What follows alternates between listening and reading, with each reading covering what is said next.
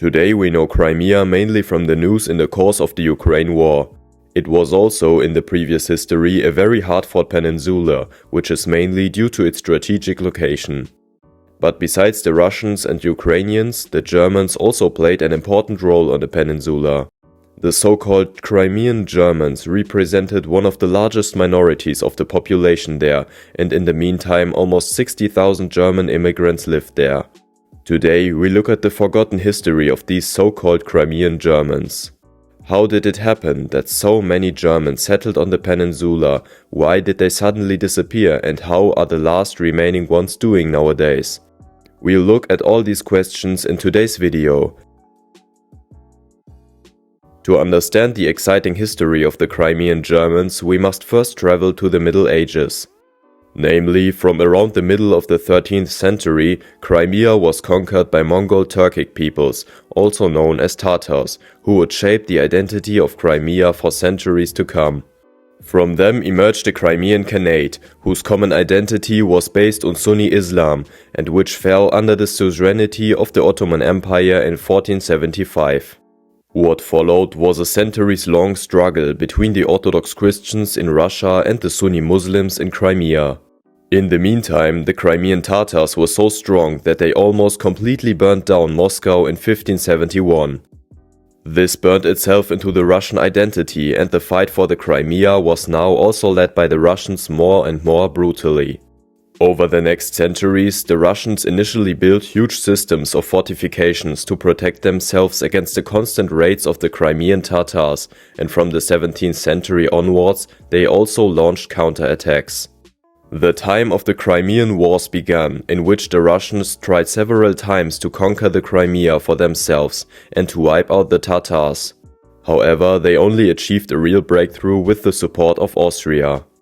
In the so-called Russo-Austrian-Turkish War, the German-born Field Marshal Burkhard Christoph von München, in the service of the Russian Empress Anna, devastated the Crimea for the first time in 1736.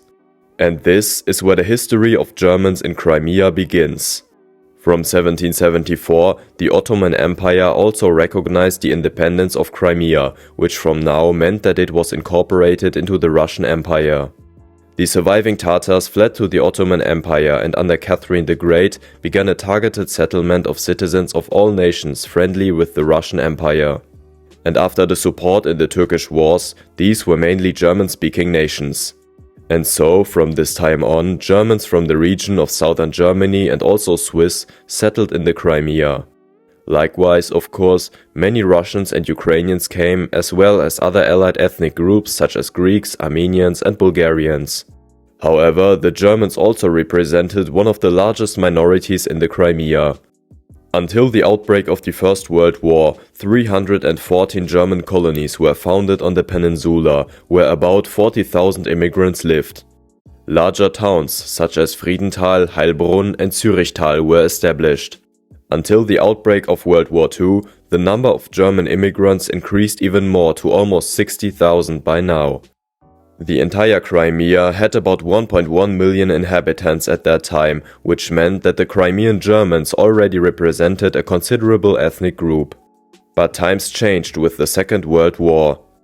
Great hatred arose against the German settlers, who until then had a very good reputation among the other ethnic groups after the outbreak of the war. They feared collaboration with the Nazis if Crimea was conquered. The Soviet leadership therefore wanted to expel the Germans from Crimea for all time, and as early as August 1941, almost all Crimean Germans were deported to Kazakhstan. Many of the Crimean Germans died from the strain in the days-long journey to Kazakhstan. When the German Wehrmacht conquered Crimea a short time later, only 960 Germans lived on the peninsula. The new occupiers carried out a cruel persecution and murder of the Jewish Crimean population, and it was not until 1944 that it was recaptured by the Soviet Union. Now, however, the remaining Crimean Germans and other ethnic groups were targeted, as they were accused of collaboration with the Nazis. So between May and June 1944, Stalin had the remaining Tatars, Greeks, Bulgarians, Armenians and also almost all German-speaking families deported. In total, almost 200,000 people were expelled from the Crimea.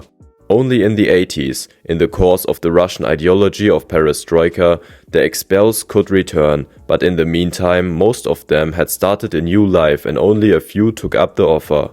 It is estimated that of the 2.5 million inhabitants living in the Crimea today, only 3,000 are of German descent, of whom only 250 speak German as their mother tongue. After the Russian annexation of Crimea, President Vladimir Putin signed a decree in April 2014, according to which the deported Germans, Tatars, Armenians, Bulgarians and Greeks were to be compensated, but in fact the Union of Expellees reported a new harassment in Crimea.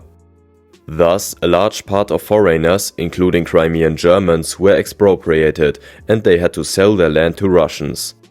And since the Russian invasion of Ukraine, Crimea is becoming more and more a battlefield, so the remaining Germans are increasingly leaving the area.